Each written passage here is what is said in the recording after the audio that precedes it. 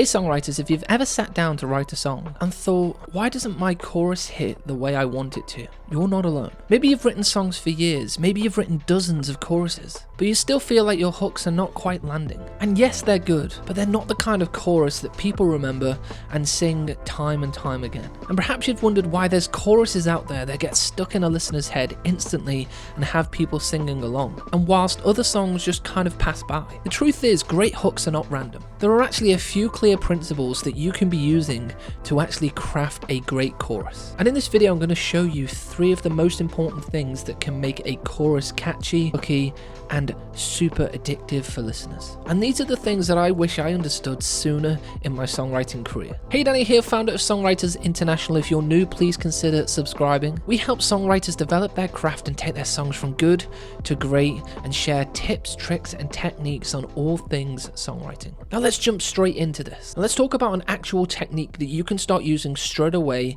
in your songwriting. Now this is called the happy birthday effect, and it's one of the simplest yet most effective ways to create hooks and draw in listeners. Now everybody's heard the melody of Happy Birthday, but nobody's looked at it analytically the way that we're going to right now. The first 2 lines repeat the same melodic idea. Let's look at the lyrics here. Happy birthday to you, happy birthday to you.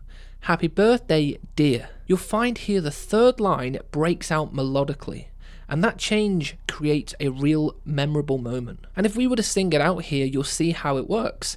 Happy birthday to you, happy birthday to you, happy birthday, ba ba ba ba. And then we go back to happy birthday to you. So we have 3 lines in this 4-line chorus, shall we say, that are the same. And then we have what we call a 3rd line breakout. And this same structure appears in many famous songs, but I've got 2 examples of this for you here. In this song by Adele called Someone Like You, which is one of her biggest songs, she has, never mind, I'll find someone like you. I wish nothing but the best for you. And then that 3rd line uses the breakout theory.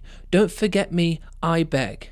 I remember you said. And if we sing that out, it's never mind, I'll find someone like you. I wish nothing but the best for you. Then the 3rd line breaks out. Don't forget me, I beg. In the same way, it's happy birthday, dear, bum bum. And that very famous song by the Beatles called Let It Be. The chorus again works in a very similar way. We have the first 2 lines of let it be, let it be, let it be, let it be, whisper words of wisdom. And then it goes again back to the repetition of let it be, let it be. But in context of it actually being sung, it's like let it be, let it be, let it be, let it be. 3rd line breakout, whisper words of wisdom. Then back again, let it be, let it be. And this leads to a really useful songwriting structure that you can start to use straight away. Line 1, introduce your hook. Line 2, you're going to keep the melody the same, but you're going to replace it with different lyrics. Or in the case of the Beatles, you could keep it the same, but I recommend a slight variation with the lyric. Line 3, then we use the breakout. We go ahead and change the melodic element of that melody. And then line 4, we return back to the hook. And this structure works really well because it combines repetition and contrast, which are 2 of the fundamentals of songwriting and especially writing hooks and choruses. Now into step 2 here, we've got a very clear way of using the happy birthday effect.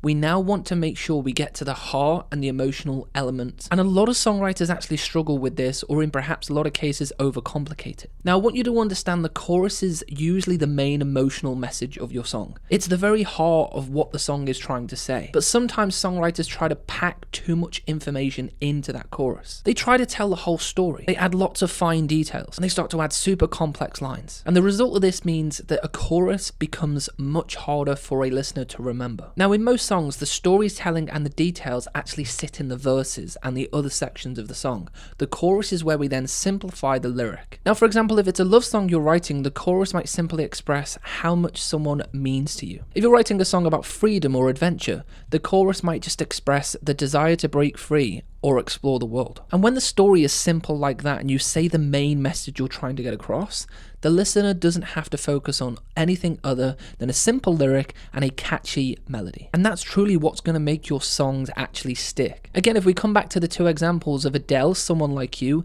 and Let It Be by the Beatles, we just have the simplest thing we're trying to say. In the Adele song, it's never mind, I'll find someone like you.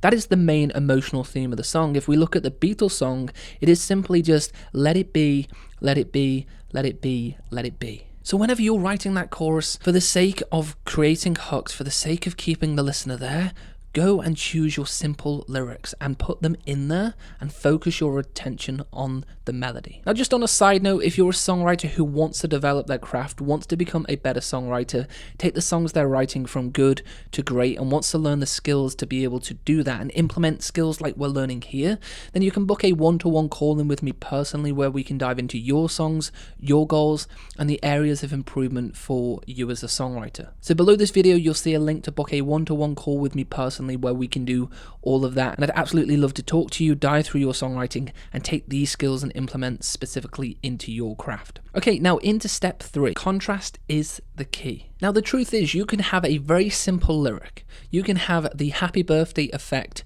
in motion for your song, but if the setup to those hooks, the setup to that chorus is not as strong as it could be, you're likely going to actually lose the listener, or you're going to lack contrast between the sections. Writing a great hook doesn't always stem from the hook itself, it's the magic that happens before you even get to the chorus. Now you could write a really strong chorus melody, but if the verse and the pre-chorus melodies don't set up for that chorus properly, the hook won't even feel powerful.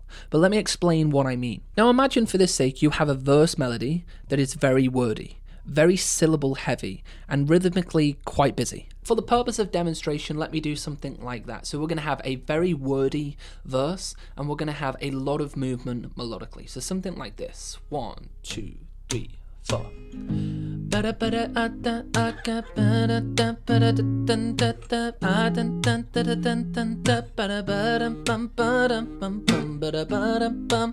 There's a lot going on. There's a lot of words. There's a lot of phrasing. Now imagine the chorus arrives and we've fundamentally got a lot of the same stuff going on. The chorus is very wordy. It's also rhythmically moving a lot. We can still use the happy birthday effect, but still it's not going to be able to carry it because we are basically carbon copying what we've just done. So this is what it would sound like in context if we were to have no contrast between the sections and a very, for example, rhythmic melody. 1, 2, 3, 4.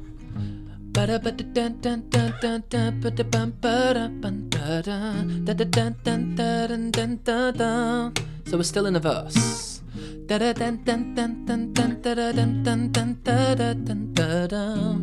we can go to a chorus, but you'll see this now.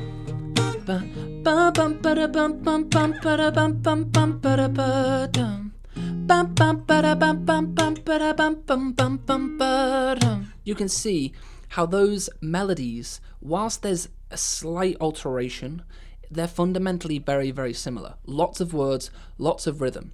And if we did something like that, the sections of the song are going to be very hard to be able to differentiate the melodies. And then you have a song that feels like one big continuous piece of music. So what you really want to be considering when you're writing the hooks is that you also have a melody that is contrasting in the chorus to what we've just heard in the verse. A great way to think when you're writing songs like this is your verse word heavy? Is there a lot of syllables? Is there not very much space between each word? If that is the case, the simplest way to create contrast on that is to have a chorus which is less wordy, less syllables, more space between each word, and that's a simple way to create contrast. And the other way you can reverse that, if your verse is very spacious, not very many syllables, then you do the opposite in the chorus. So when you're writing a chorus, consider how you're setting it up. Consider the lyrics and the main emotional theme, and consider using that happy birthday effect, because writing hooks, writing choruses,